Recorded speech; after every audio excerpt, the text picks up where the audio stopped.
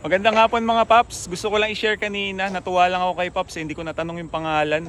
Dahil nasa stoplight ako. Nakita niya tong Brutus ko dala-dala.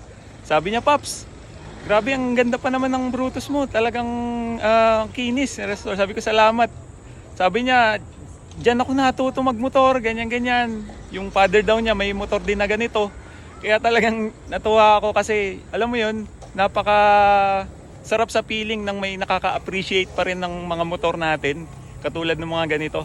Actually kasi natutuwa talaga ako pagka may nakaka-appreciate ng ganitong motor, lalong-lalo na itong Brutus dahil sa panahon ngayon ilan na lang nga yung ganitong klaseng motor at mas natutuwa ako at kakaroon ako ng idea lalo na pagka yung mga istorya nila na i-share nila katulad nung kanina. Yung iba pa nga sabi niya, doon daw siya unang natutong magmotor.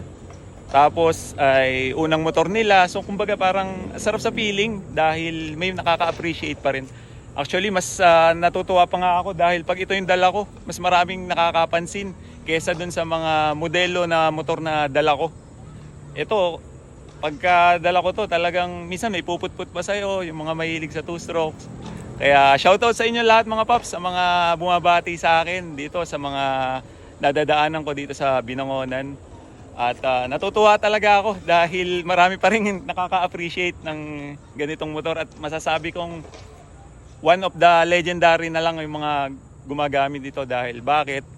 Alam naman natin na pag i-compare mo tong 140cc sa mga modern na 125 ngayon, 150cc, malaki ang difference lalong-lalo na sa gas consumption.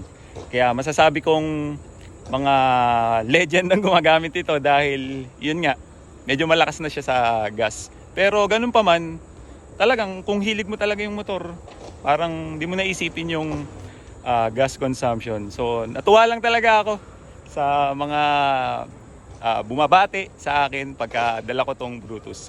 Kaya maraming salamat sa inyong lahat at ingat sa ating lahat, lalong-lalo sa mga mahilig sa two-stroke. Kaya ride safe sa atin lahat and God bless. Thank you.